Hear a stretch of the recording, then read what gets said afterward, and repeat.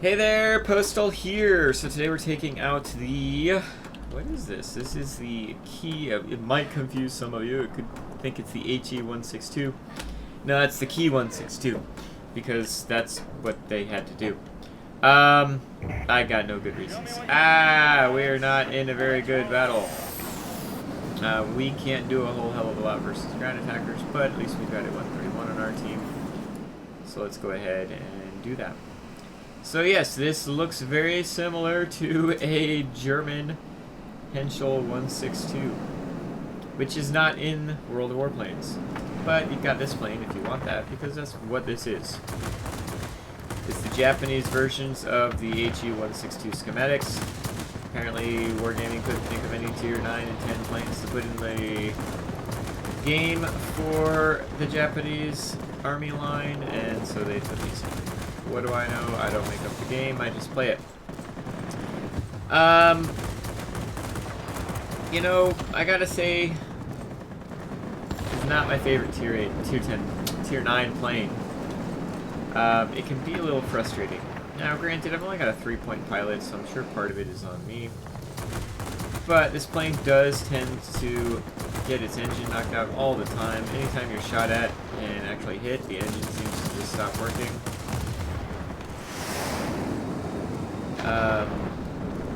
To the point where I've had to set this up for engine refreshing. Like, I've got to be able to put my engine back in. I would normally, on any of my other tier 9 planes, I've got engine cooling set up. I've got the ability to boost. Can't do that on this particular plane because the engine gets knocked out so freaking often that if I didn't have some sort of way to put the engine back in, I would just be floating around without an engine most of the time. But there are some good things about this plane. Two 30mm cannons are relatively strong hitting. They're 30mm cannons, so they do that kind of work. Unfortunately, they are definitely the weakest of the 30mm cannons that are in the game. At this tier, I should say. Let's see, what are we doing here? We should be sending everybody else. I guess we should send them all there since they're already there.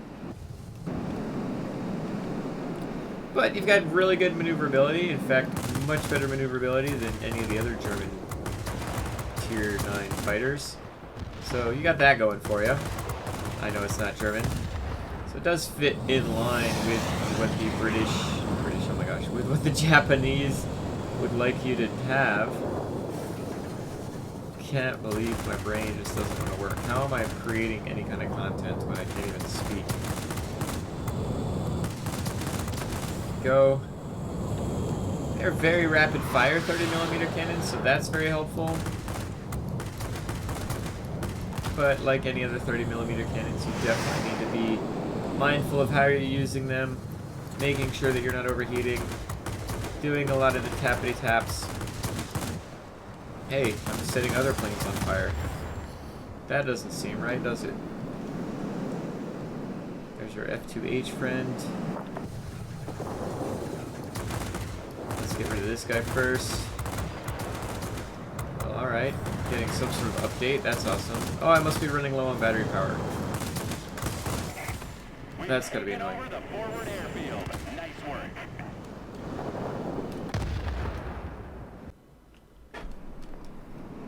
Alright, so we've got... I don't know how this recording's gonna turn out, considering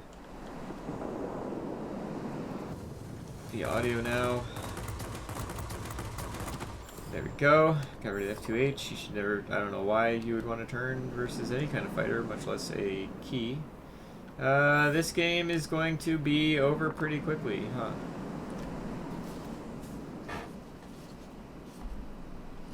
Let's see if we can't get this J7W3 knocked out. Quite sure we can. F2H, come to me. See, this is where I would love to be having that boost ability. I haven't taken any hits, any real hits this battle, and so I haven't had an issue with my engines. But if I was in a fight with any fighter, any kind of dogfighting situation where I was going to be taking a hit or two, you know, then I would desperately need to have the manual engine restart because it just wouldn't be available. I would never have my engines available.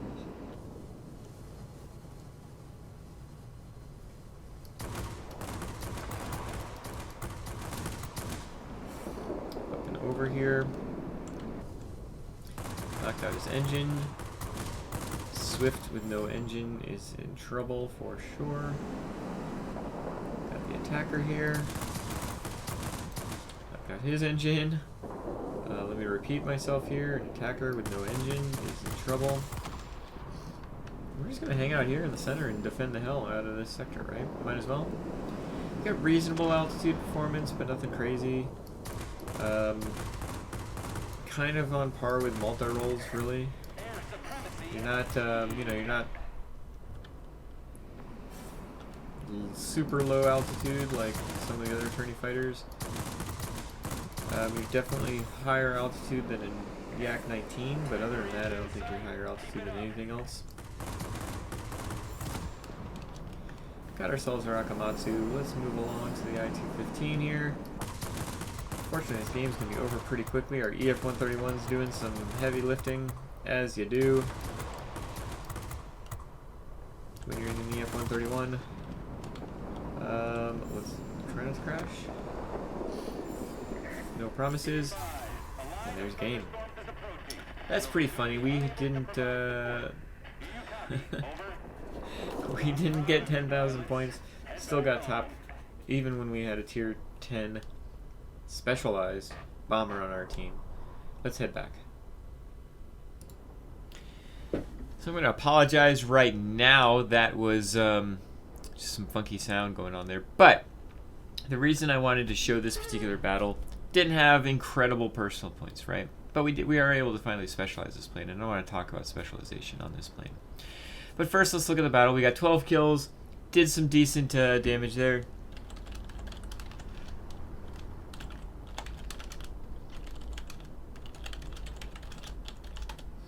I keep running into the Kaboom twice now today, once in the Hunter, as you'll see in a little bit. If you haven't already seen that video. I don't know what order I'm posting any of these videos in. Anyway, 12 kills. So to get 12 kills and like only 9,000 personal points is kind of an accomplishment, I would think, right? Decent critical damage, as you do with 30mm cannons. And we were able to just kind of do what needed to be done. We didn't do anything crazy. We hung in one sector and owned that sector and didn't really have anything that we needed to worry about. The attacker and the Swift certainly cannot outmaneuver us. They should be booming and zooming versus us. Got ourselves an easy Akamatsu and yada yada yada. The thing that can frustrate me about this plane is it's just it's technically got good airspeed. It's technically got really good maneuverability. Its altitude performance is okay. But like none of it is good enough to really just like make you feel 100% comfortable at any given moment. And the guns, you have got two 30mm cannons, but the range on these cannons is really short, especially for tier 9. Like it's not short if you were at even tier 8 and below. It's kind of short, but tier 6 and 7 would be perfectly manageable. At tier 9, like everything's moving so quickly. This really short range on the guns can leave a lot to be desired, right? So that's why it's really important to focus on your maneuverability. It didn't happen in this battle, but this engine gets knocked out all the time. This freaking tumor engine, right? It's almost like the Germans made this plane as a really cool glider, and then they were like, oh, maybe we should put an engine on it. Okay. That's what I feel like they did. And in battle, if we were going against 1092s, if we were going against human attackers, we would see this engine get knocked out all the time. And that's why I have the engine set up for survivability on that engine. No, I wasn't overly clear with my English earlier. Let me take a sip of coffee here.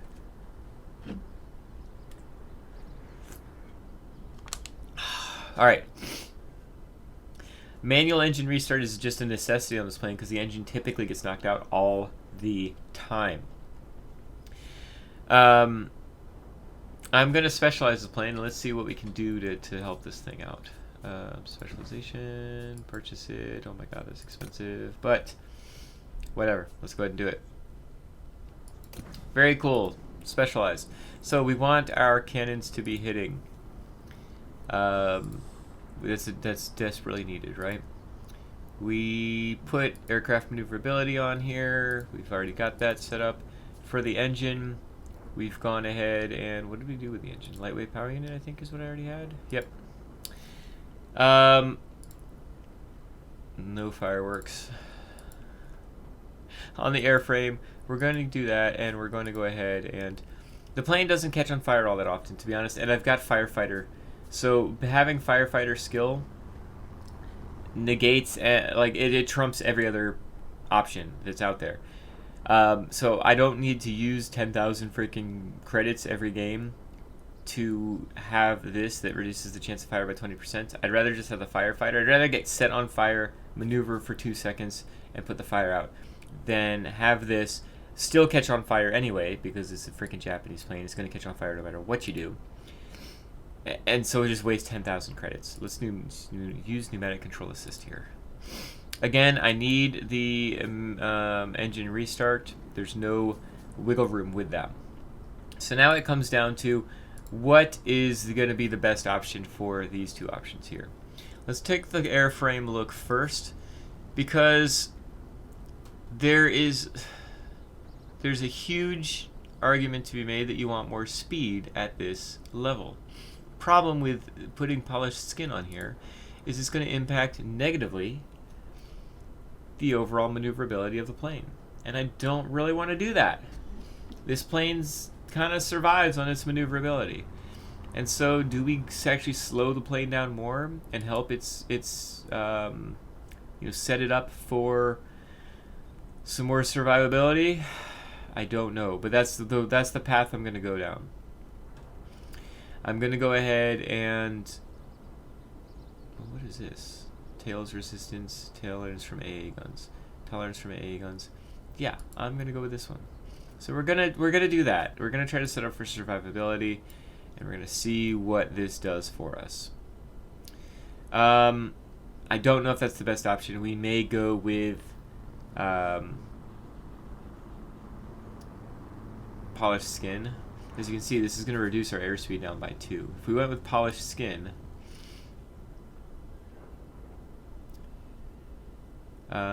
this one's actually the better of the two. The acceleration is a little lower, but the yaw maneuverability is better. So this, see, it helps my airspeed by 1, but lowers my maneuverability down by 2. Is that really worth it? I don't know. I don't think so. So I'm gonna go with this, and we'll see if it's stupid or not. Last but not least, forward-firing weapons. So reinforced ball carriers, I don't really think's a big need on this particular plane. The burst length is relatively okay. You see the guns that I was firing in this particular battle, they're fast firing, so I'm not finding myself like overheating them all that often. Rate of fire certainly wouldn't be a bad thing, but long gun barrels could certainly be helpful as well. And considering it doesn't impact the accuracy, I think this is actually the way I'm going to go. Yeah, the overall impact of these is going to be less, just because the firing range is based on percentage, and since the firing range is so short, I'm going to be moving this firing range from 2,131 feet to, I don't know, whatever 6% of that is. It'd be another 130 feet. I mean, that's actually kind of viable, right? Let's go ahead, and I'm actually going to enhance this. Let's see if we can get that out even further. Damage inflicted. Oh, that's even better. Chance of inflicting critical. That's perfect. I'll definitely take that. And now we're up to 2,300 feet. Yeah, the burst length is going to be less, but the overall chance of inflicting critical damage and of just doing damage in general is increased by 5% on each of those. Let's go ahead and let's actually enhance this as well. Let's get our maneuverability up even higher. We're helping our cruise speed, so that's actually helping our overall speed, obviously.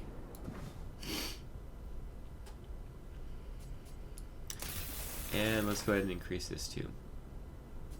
Cruise speed here, so perfect. So we're doing what we can to counter our poor airspeed. We've actually gone up by 1 on airspeed and 1 on maneuverability.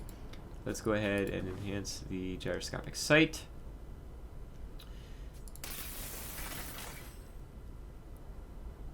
And helping chances of causing fire and crit damage. We're at 10% for each of those. So I'm definitely happy with what the setup on this plane is now. Specialization seems like it's going to definitely be helpful. Again, I'm still not 100% if I'm going to be continuing to have advanced reinforced skin on here, or if I'm going to do something else. What I'm actually finding is probably going to be the most helpful is this tolerance to damage from AAA guns. Those AA guns can certainly be just a huge pain in the butt, and so any additional help in that regard, definitely not going to be a bad thing. So overall, the Ki-162, there's better planes out there at Tier 9. I am excited now that I've got it specialized to the kind of impact that I can have. But all in all, like this plane, I feel like it can struggle from time to time. Or quite often, it's kind of in an odd spot. You'd rather have 4 20mm cannons than these 2 30mm cannons, but they kind of are. It kind of is what it is. You want to be very diligent when it comes to your guns. Try not to overheat them, and see what you can do from there. Anyway, I'd love to hear your assessment of this plane, this German plane in a Japanese skin. Do you agree? Is it one of your favorite planes in the game? I don't hate this plane. I just find that there's better planes at Tier 9. It's certainly not a bad line to go down, especially up till Tier 8. Again, Tier 9's not terrible. Tier 10 certainly leaves some room for imagination as far as viability is concerned, but that's a different conversation. I'd love to hear your opinion. Feel free to comment down below. I will certainly respond, or you can reach out in Discord. You guys know I'm always trying to respond there. Anyway, I hope you have a great day. Thank you so much for joining me, and I'll see you next time. Bye.